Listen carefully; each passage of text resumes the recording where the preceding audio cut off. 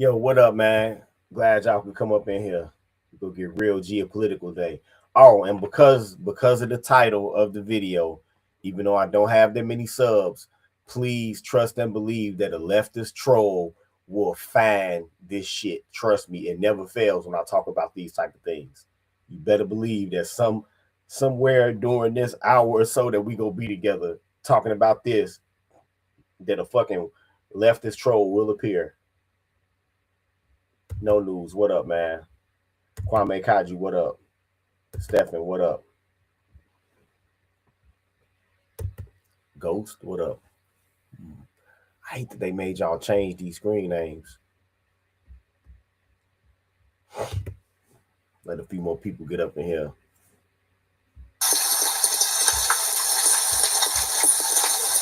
Science guy, what up, man? King Des, what up?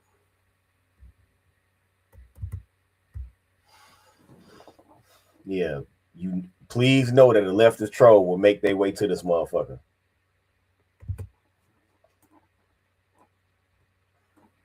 Brother Zeke, what up, man?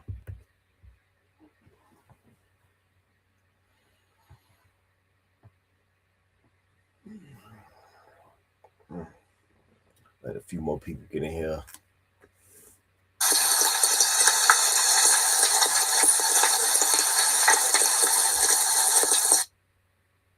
Oh, thanks. This shirt old as hell. Thanks. I think this shirt like almost 15 years old. Thanks.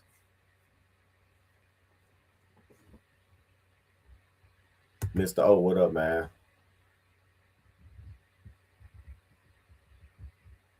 Line the mix out, what up?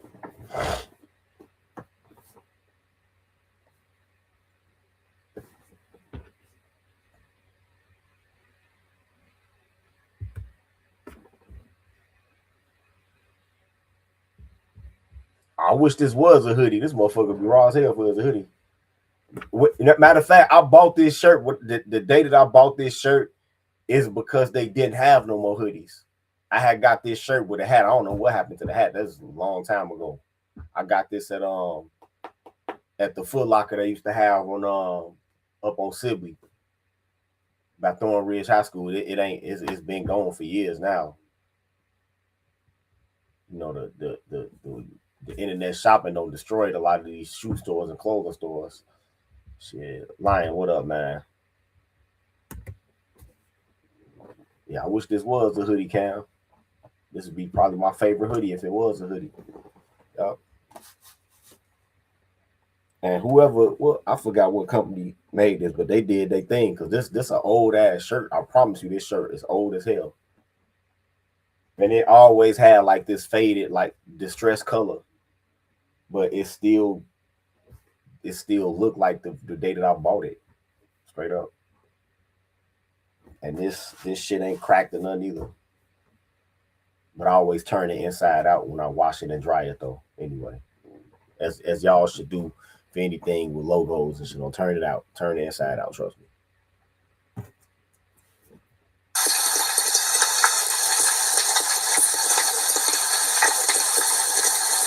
I'll wait for a couple more people to get in here, man, before we start getting down.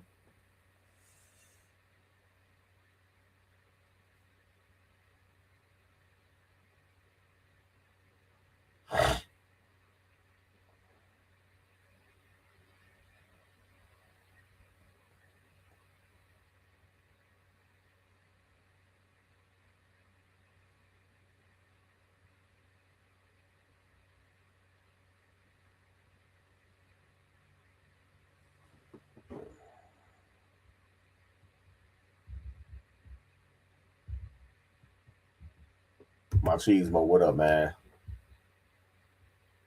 Distant Rose, what up? Diva, not quite a revolution, shit. All right, let us begin.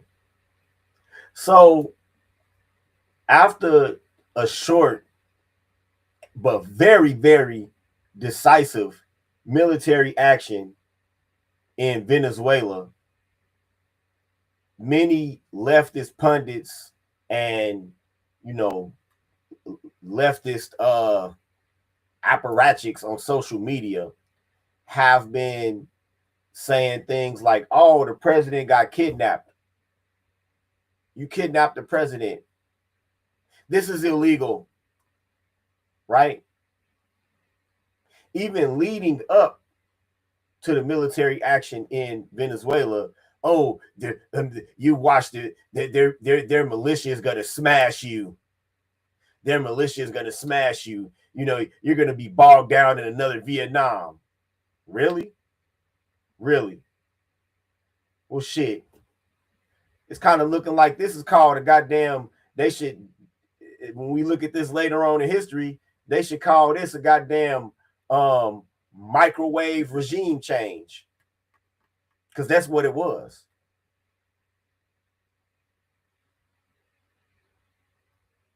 Yeah, all distant roads. Yeah, you. I try not to rub it in, but distant roads. Distant roads, right? Russia, take note. That's how a special military operation is conducted. Yeah, it is. It is. It is. This is kind of reminiscent of the Delta Force in Colombia back in the 80s, but they ended up not capturing Escobar. They ended up terminating Escobar. Unfortunately for him. Chill, what up, man? Little Winter, what up? Yeah, man. So you've had many leftists come out to criticize what was done, right? Some of their criticisms are, I guess you could say, well-founded, but only well-founded inside of a vacuum and not inside of the real geopolitical situation that we live in, right? Now, when you hear this shit that these leftists are saying, and when you see these idiotic ass protests, right? And understand this, these protests were planned. These protests were planned. These protests are a psyop. They're theater. You know what I'm saying? Oh, you funny as hell, Distant Rose. Distant Rose, right? Delta gave Plata del Plomo. If anybody that don't know, gave Pablo del Plomo. It's Plata y Plomo, silver or lead, is what they would say when they was bribing officials. You know, I like that one, man. That's good. I like that comment. But these protests are political theater. Let me tell you why. And along with the silly, all of the different conspiracy theories. Like they say, oh, well, Maduro was supposed to be on a ship. How did he get to New York in hours? How did he get to New York in hours? You know, it takes at least 2 days travel by ship. Y'all do realize that our Navy has an air arm, right? Y'all do realize that even some of the largest planes like C-130s have been have landed on carrier decks and took off of carrier decks before, right? Y'all do realize that, right? Y'all do realize that it wouldn't have been no problem at all to land a CIA Gulfstream jet on one of them carriers and fly him from there in a very short amount. Y'all do realize that, right? This is not the fucking late 1800s. This is 2026. Travel is faster. And you know what? Shiva Destroyer, we don't care. He writes, the UN is saying this violates international law and sovereignty of Venezuela. We don't care. We don't care. And we don't care. The UN was the same people saying that everybody should take the jab, and people, you got young ass football players like Demarius Thomas collapsing in their shower and dying from it. So From now on, the opinions of the UN, we don't care. We don't care. Science got rights. This is about oil, that's for sure. The people protesting don't care. They just want to find another reason to say something about Trump since they identify as Democrats. That's all it is. It's just being contrarian. But let me tell you how bullshit these protests are and how these protests were planned. So you telling me that within a few hours, and this is a guy that lives in New York, and I told him, I said, because I said, wherever they taking Maduro to, when they get him back here, watch people are gonna be standing outside there like they storming the Bastille. He was like, nah, I don't think they gonna protest. Yes, they are. And so when they actually took him to where he lives at, I said, watch, your streets are gonna be clogged up by protests. And he still didn't believe me. Within a couple of hours of me saying that shit, it was a huge protest out there, and almost a riot, because actual Venezuelans were out there. So I was wrong. Okay.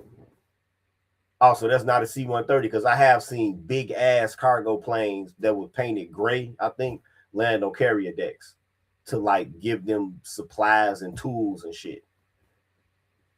So Chill writes, a C-130 can't land on the aircraft carrier. Okay. But they have passenger planes called the C-2 Greyhound that transport people daily. Well, there you go. So I still don't understand how that's a conspiracy theory of how fast he got here to America from Venezuela. Think about how fast it is for you to fly from Guyana to Miami. I don't know why that was a thing. Oh, look how fast he got here. Yeah, look how fast the airplanes are.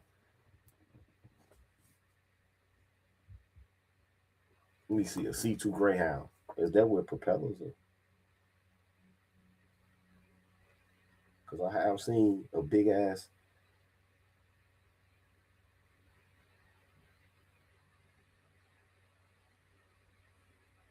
Oh, the C2 is what I saw. Okay, yeah, damn, yeah, sure is. Okay. This is a big ass airplane, though. Not that I wanna. I don't do propellers. I wouldn't want to be on it myself, but but this is a big ass airplane. Yeah, I have I ever one time I did propellers one time. I took one of those regional the I took one of those before and I didn't like it. I didn't like the propeller shit at all. I didn't. It felt like, the sound your phone make when it's on a dresser and it's vibrating. That's how the plane sounded while we was flying. I ain't like that shit. I ain't like it. I like the that you hear from the jets better. I ain't like that shit. It made me nervous. Not that I'm afraid to fly, but that sound, I didn't like it. When I was flying on that fucking propeller airplane, you know what I thought of? Remember that episode of Twilight Zone with the gremlin ripping the shit out of that?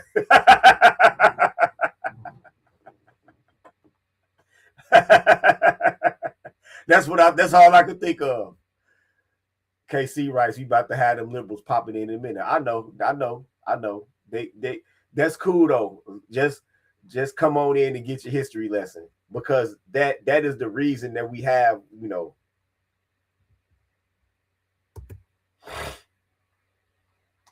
exactly, motherfuckers talking as if they put Maduro on the Steamboat Willie.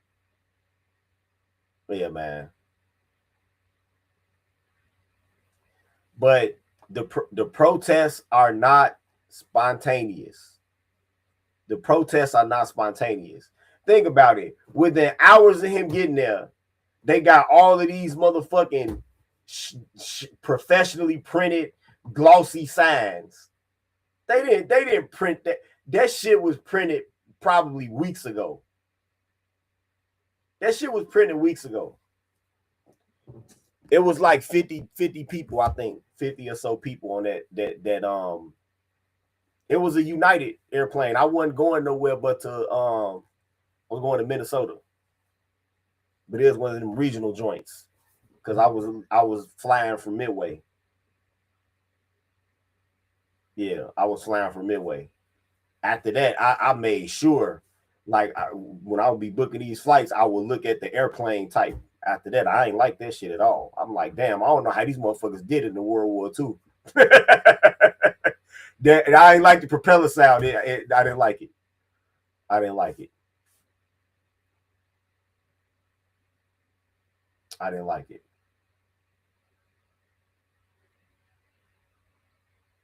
Mm-mm.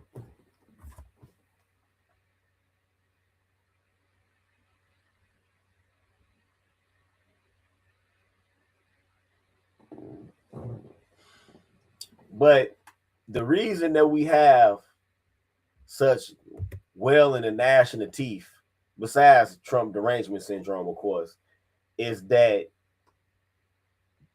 the American school system is not adequately educating people, especially when it comes to history, right? What I'm about to put on the screen, all I did is just Google this. I didn't put together any snazzy presentation, anything. I just Googled this because it wasn't even necessary to do so. But this is something that I believe that I learned about in social studies, probably in fourth grade.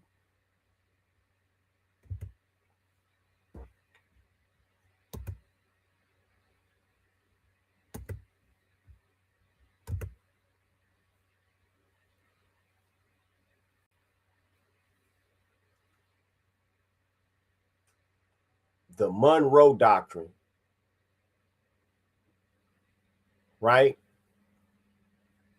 The Monroe Doctrine, declared by President James Monroe in 1823, was a U.S. policy warning European powers against further colonization or interference in the Western Hemisphere, establishing separate spheres of influence for the Americas and Europe, and asserting that any such intrusion would be seen as a hostile act against the United States. Key principles included non-colonization of the Americas, non-intervention in European affairs, and the U.S. recognizing existing colonies but opposing new ones, fundamentally shaping U.S. foreign policy and asserting American dominance in its region.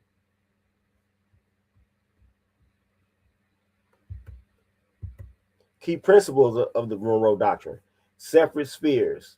The Americas and Europe operate in distinct political systems and separate spheres of influence. Non-colonization. The American continents are closed to future colonization by any European powers. Non-intervention. The U.S. will not interfere in European wars or internal politics, and Europe should not meddle in the newly independent nations of the Americas. Well, the hostile act. Any European attempt to control or oppress nations in the Western Hemisphere will be viewed as a threat to the United States. Historical context and significance. Post-independence, many Latin American colonies have recently gained independence from Spain, and there were fears of European powers like Spain and Russia trying to reclaim control. Asserting U.S. influence. It marked a significant step in U.S. foreign policy, asserting its growing power and interest in the hemisphere. Big stick policy. Over time, it evolved, leading to U.S. intervention in Latin America, particularly with the Roosevelt corollary, but remained a cornerstone of American strategy for centuries. Legacy. The Monroe Doctrine has been invoked throughout U.S. history to justify interventions and assert regional dominance, including foreign policy throughout the 20th century and beyond.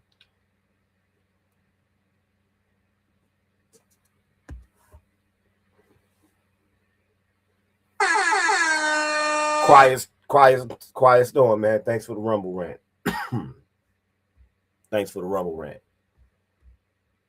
Now, this brother says sixth grade. Yeah, this is something that you should have learned about in grammar school, which is why I don't understand why this comes as such a shock to people.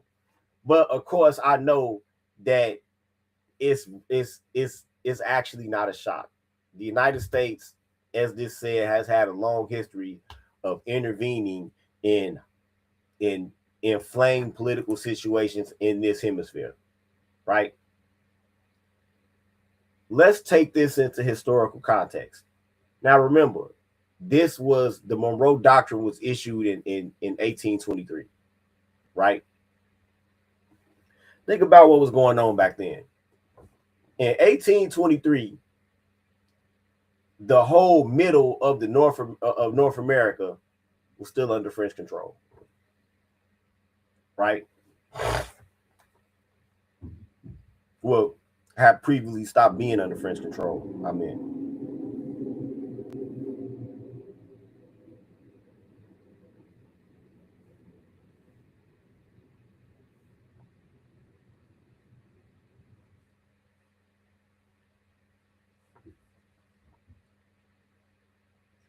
up until right before his presidency, we were ringed by foreign powers, right? Before Monroe was there, the French still had what we know as the Midwest and some of the Western states. Beyond that was Indian territory in Mexico. And then even in the Southeast, there was parts of a little pieces of Georgia and Alabama and all of Florida were Spanish territory. And then, of course, to our north, Canada is British territory. And we were just coming off of the War of 1812, right? So it should be easy to understand. It should be easy to understand why the United States would conduct themselves with this rationale, right? It should be easy to understand that. Yeah, you're right about that, Quiet Storm. This protest for a country's dictator, but I stone quiet on the drug overdose percentages. Yeah, all of those videos of people slumped over in the front seat of their cars from fentanyl, and people not knowing if they overdosed or dead, with their kids screaming in the back seat. I'm just saying, I would think, and it's a bunch of videos out there like that.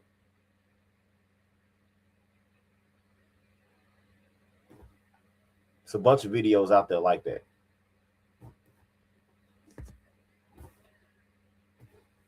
Hey, both of them look kind of dodgy, man, for travel.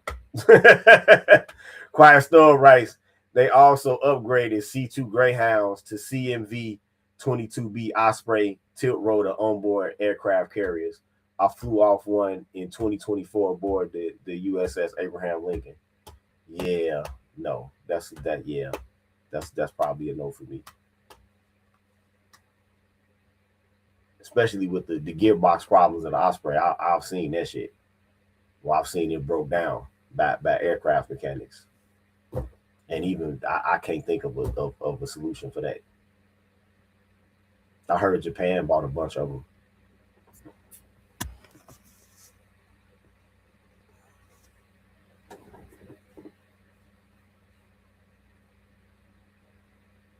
But it's not that hard to understand why the United States would conduct itself like that. Well, it shouldn't be that hard to understand.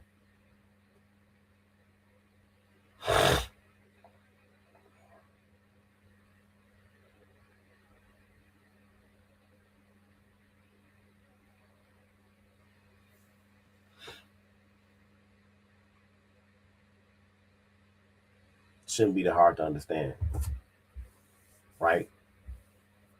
But in all of these protests and all of this this online shit and all of the breathless reports on MSN now and CNN, right? The hypocrisy, it's the breathtaking hypocrisy. And I talked about it yesterday, but I gotta bring it up again. It's the breathtaking hypocrisy for me. Whenever there's a Democratic administration in the White House, and I'm sure that y'all have noticed this shit too, what I'm about to mention. Whenever there's a Democratic administration in there, it's strange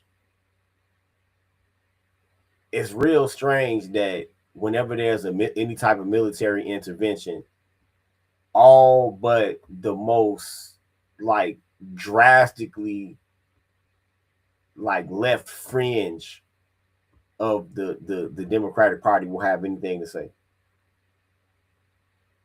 Like the 3% of Democrats will have anything to say. Probably not even Democrats, probably like Green Party people will be the only ones on the left that will say a goddamn word, right? And I mean, no matter how unwarranted or unnecessary or maybe even ineffective or dangerous or illegal or ill-fated that this intervention is, they never have anything to say. Not a goddamn word, right? Obama, for instance, I frequently point out to people that on the very last day, the very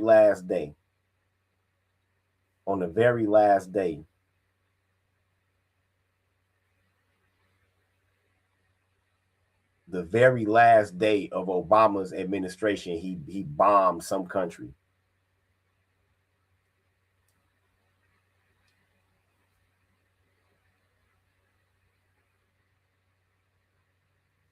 Well, not some country, I'm sorry, 7 different countries.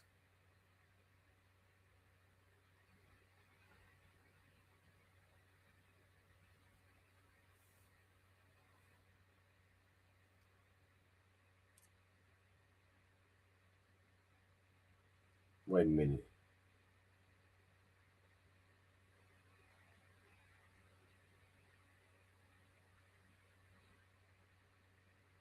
In Libya and airstrikes in Libya and drone strikes in central Yemen in his last week in office. Nobody had anything to say. And you have to like really search for that shit to even find any note of it, right? The Democrats are perfectly fine with a Democratic administration bombing another country just because they don't let girls go to school, or even sending American soldiers there just because of like allegations of human rights abuses. They're comfortable with it. They're perfectly comfortable with it, right? They are comfortable with collateral damage to civilians, right? They're even comfortable with what I see as the unthinkable. And I'm gonna point this out again. When Anwar al-Zawahiri, right?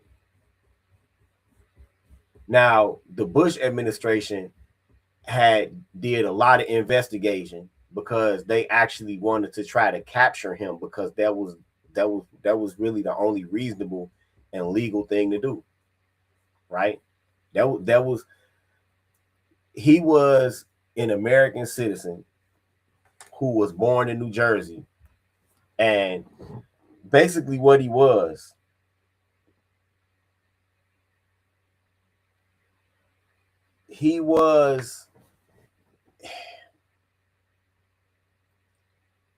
essentially a radical Islamic content creator, right? That's all he was. He never bombed anything. He never shot anybody.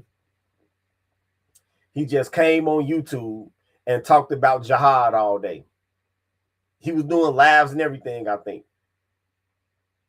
That's all he did, right? The man came on and talked about jihad all day. Now, you're in a murky area as far as his First Amendment rights. I understand the yelling fire in the crowded theater. Does that protected speech? Some of his speech was protected, yes. Most of it, no, because he was trying to inspire people to open armed rebellion against the United States, that was inside the United States. So that's inciting a riot. That's not protected speech. Some of it you can speculate as to whether it was direct treason. That's not protected speech. But most of his opinions on religious views, the way we live here in the West, in the United States, all of that, yes, was protected speech, right? But once again, the Bush administration wanted to capture him.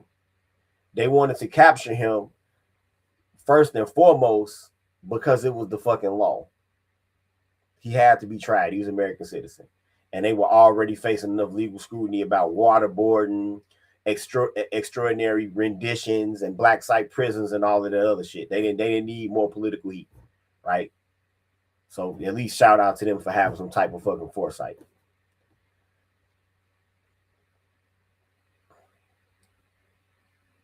They also wanted to capture him as a propaganda blow to any Islamists to say, hey, we can find you wherever you are, right? It would have been psychologically destructive to a lot of Islamists, radical Islamists, right? So as we transitioned into the Obama administration, I don't know who made the call or who I would love to know who even, like, who in the fuck even came to Obama and said, here, we found Al-Zawahiri. We've already put together some drone strikes. Who the fuck, who did that?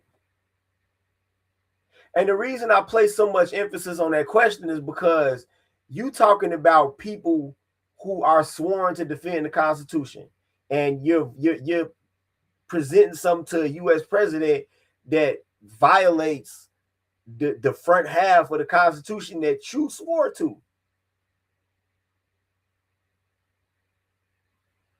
First Amendment, Fourth Amendment, Fifth Amendment, Sixth Amendment, Eighth Amendment, 14th Amendment violations.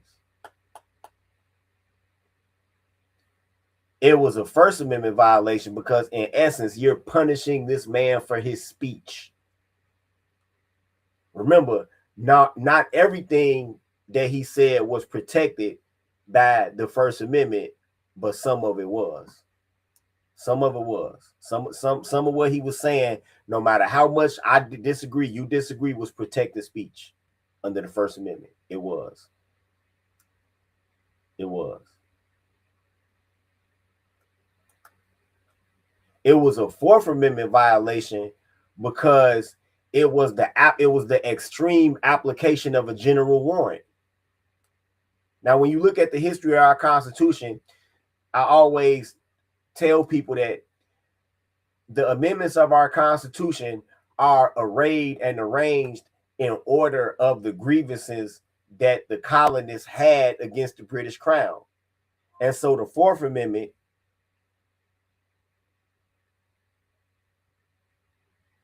protection against illegal search and seizure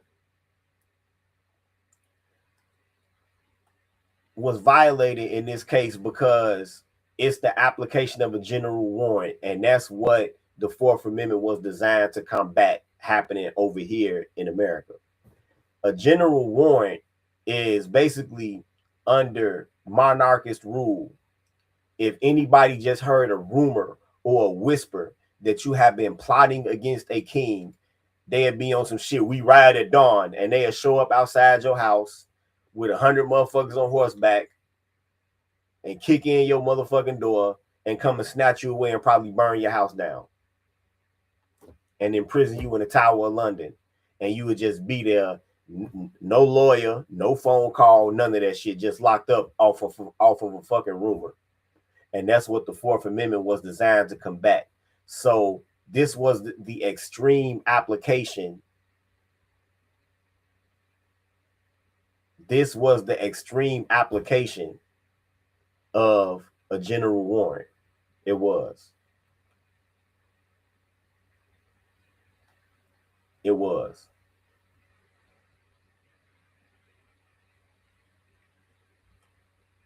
Well, not a fifth. I don't know why I include the Fifth Amendment. So we just The Sixth Amendment. There was no due process here. There was no due process here. He wasn't indicted. He wasn't arraigned. He wasn't afforded the assistance of legal counsel.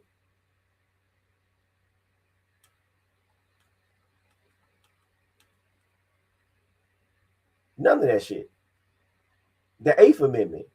I would think that a drone strike counts as cruel and unusual punishment, because even if he would have been brought here and subjected to the death penalty, he would have got lethal injection. He wouldn't have got blown to motherfucking dust.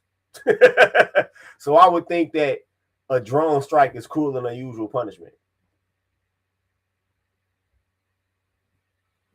14th Amendment. He was not afforded equal protection under the law just because he's deemed to be in a class of people that's hostile to the United States. This was not equal protection under the law. So that's everywhere where the Obama administration violated the Constitution in the case of Anwar al-Zawahiri. And then after they did such gross and flagrant violations of our Constitution, they followed it up with another drone strike on his 14-year-old son, killing of children, the killing of children. And when asked about it, Robert Gibbs said, hey, well, his father shouldn't have been so irresponsible. You know what? I remember seeing that. I remember seeing that when I remember seeing that. And I was just like, I remember even my dog and my cat was looking at the TV like, I'm dead serious. It's fucking nuts. But Democratic constituents and pundits have no problem with military action when a Democratic president is in the White House. None. Right? But then when a Republican administration is in the White House, all of a sudden, everybody is fucking Noam Chomsky. All of a sudden, everybody is the motherfucking Chicago 7 running around putting bombs in mailboxes. All of a sudden. It's crazy how that works. It's crazy, like I say, the fucking breathtaking hypocrisy that some people like to conduct themselves with, or a lot of people like to conduct themselves with when it comes to things like this. Right? A lot of the allegations of American imperialism and violation of international law and all of that shit, that's fine. That's fine to debate in any political science class. That's fine in an academic environment. But out here in the real world, no, it's bullshit. It's bullshit. For anybody that's watching right now, I hope you realize that for years now, Venezuela has been but a colony of Cuba, right?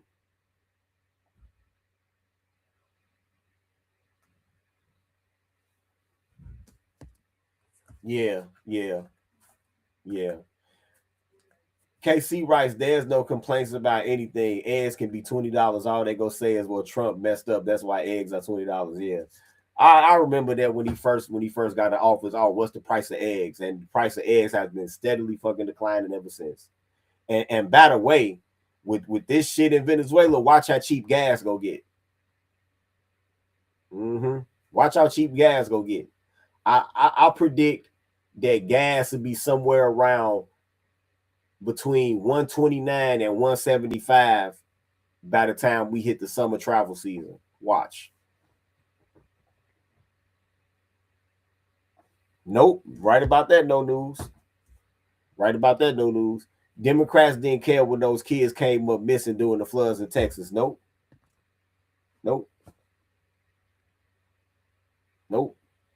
They didn't care.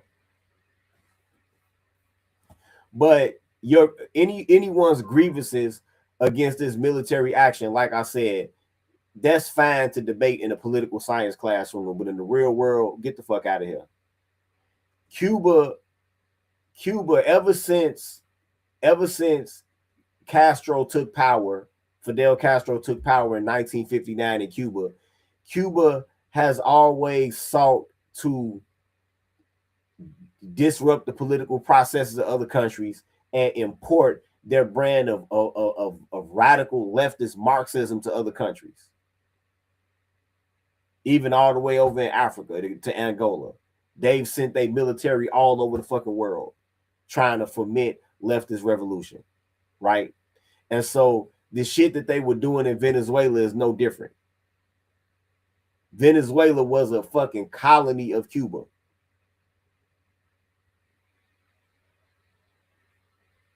All of those people that were operating all of them SAM systems and shit in Venezuela were Cuban advisors. Maduro's security detail, Cuban advisors. Right? This is a country that's openly hostile to the United States. This is a country that still spends a great deal of what money they got left and influence trying to embed spies within the military and the government, right? Even though the United States is not fucking with them like that, they don't like, oh, okay, you Cuba, whatever. But they still have a very hostile posture towards us, right?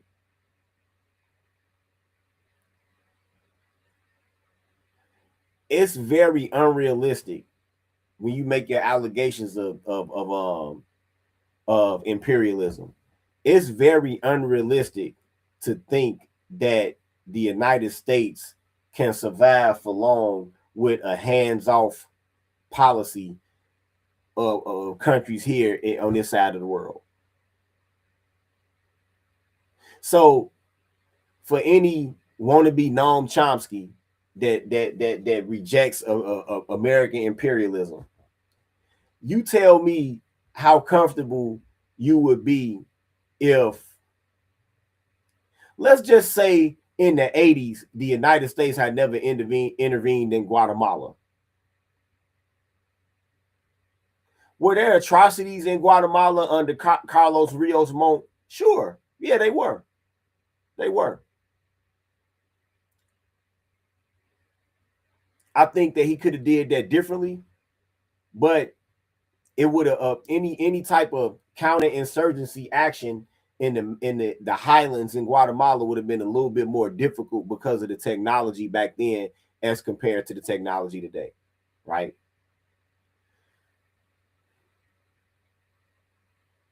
But let's just say we never helped the Guatemalan government, right? Let's just say we never did anything to help the Guatemalan government. We never gave them a dime in military aid. We never gave them any equipment, nothing, right? Let's just say that let us imagine if the communists had won in the early 80s in Guatemala. If the communists had won, the first thing that would have happened, besides the killing of dissidents and the confiscation of people's property, the first thing that would have happened would have been a Soviet military buildup in Guatemala. That's the first thing that would have happened, in which they probably would have surreptitiously placed theater-wide nuclear missiles there. I guess that's, if you don't like American imperialism, I guess that's what you're comfortable with. Yep. Right about that, Distant Rose. Distant Rose writes, Cuba ain't no joke. Their intelligence apparatus is so good that anybody who wants to know U.S. secrets goes to them. Yep.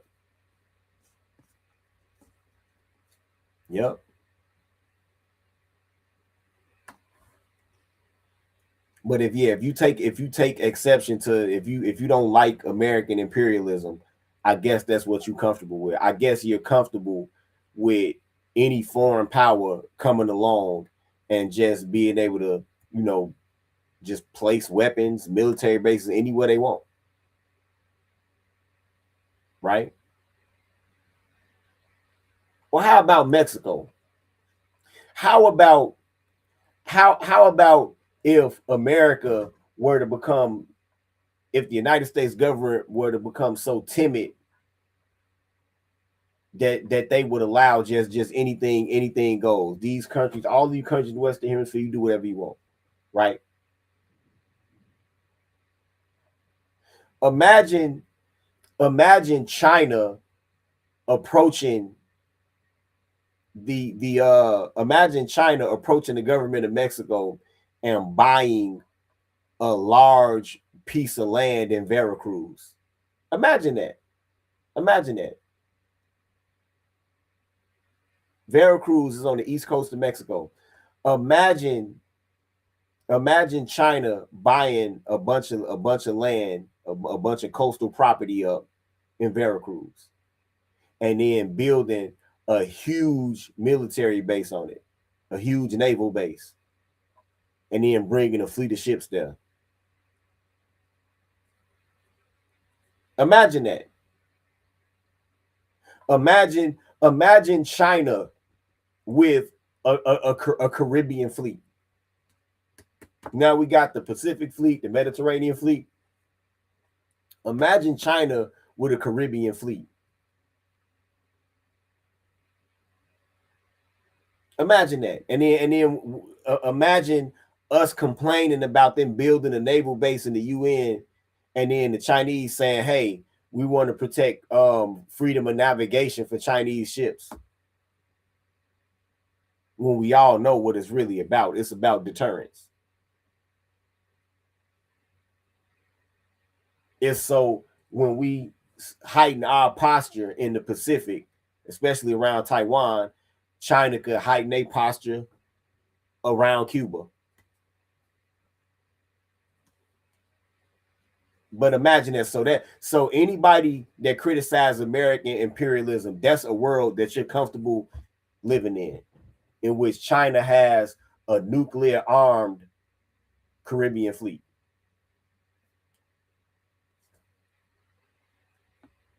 I mean, nobody can be that fucking pacifist. Nobody can. So this is a logical extension of power. It doesn't matter how immoral or moral or immoral you think it is. It is a logical extension of power.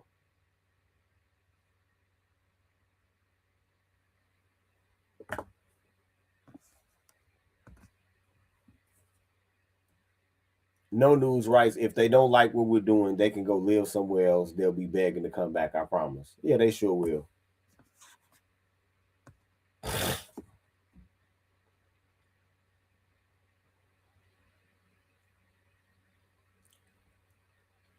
Science Guy writes, I think this will only further tensions with Iran and lead to potential war, one of the top issues in the Middle East. Well, I don't know about that because Iran's government is collapsing right now while we're speaking.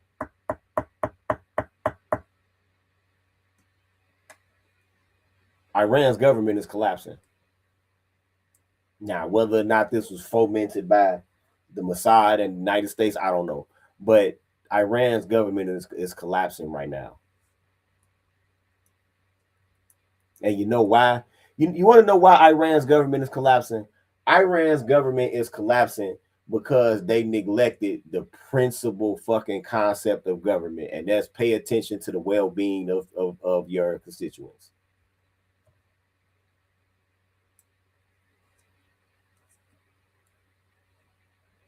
That's why. It doesn't make sense that you as a nation are floating on top of a raft of oil and you have your citizens are not living well because you're investing trillions of dollars into terrorism. Y'all realize that? Do y'all realize that the government of Iran spends trillions of dollars on terrorism? Not infrastructure, not education, not healthcare, terrorism. They spend trillions of dollars bankrolling Hamas, bankrolling Hezbollah, even bankrolling some of these protesters and shit that we have in this country. That's what they spend their money on.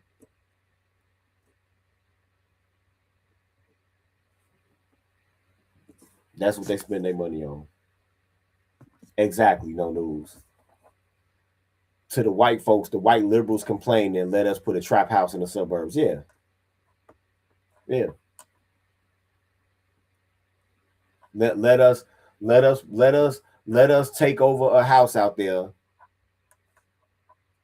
and have a bunch of dreadheads out there in Nike Techs with their hands in their pants. Yeah. Pulling up at all hours of the night in loud exhaust ass SRT Durangos and Hellcats.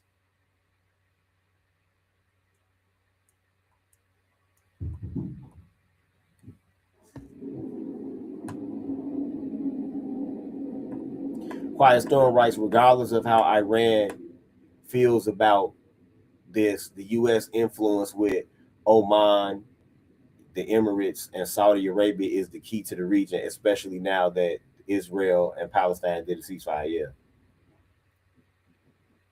So yeah, so that, I mean, when you think about the like I say, the trillions of dollars, the trillions of dollars.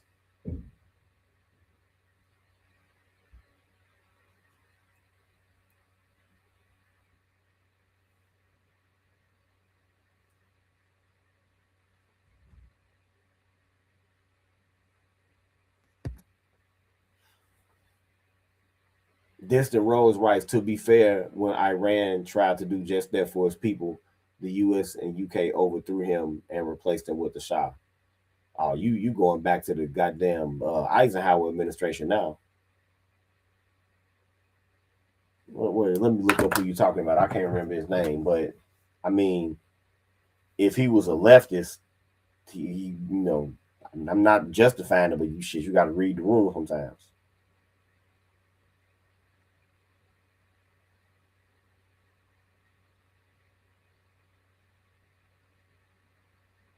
Wait a minute.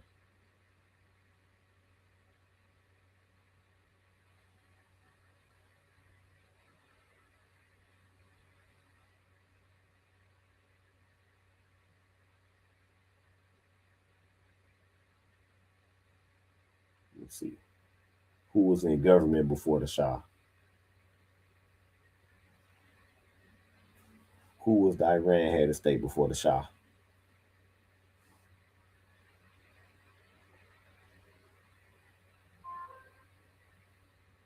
Well, right here it says before Muhammad Reza Pahlavi became Shah, Iran was ruled by the Kahar dynasty, with the last Kahar ruler, Ahmad Shah Kahar, being the monarch until the dynasty's end in 1925, when Reza Khan, later Reza Shah Pahlavi, established the Pahlavi is.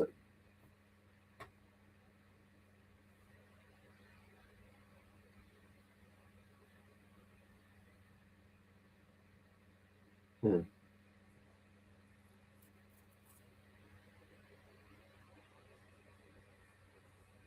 I mean, it only talks about monarchist rule right here, so I don't. It's hard to determine who exactly you're speaking about. And I don't know if like maybe they wanted to replace it with a Republican form of government, but yeah, you going back into the Eisenhower administration.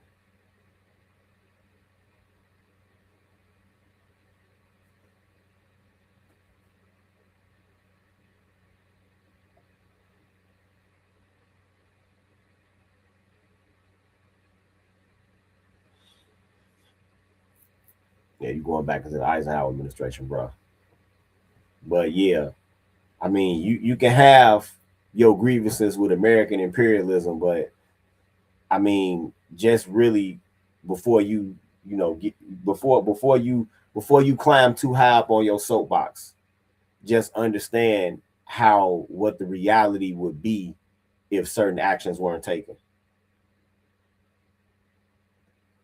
This is like I say, this is a very logical extension of power, but the problem that people don't why people don't understand this is because they don't they haven't been educated in history and to understand that there's a precedent for this, and to understand critical thinking skills. Right. All right, man. It's been a Black Pill PSA. Peace.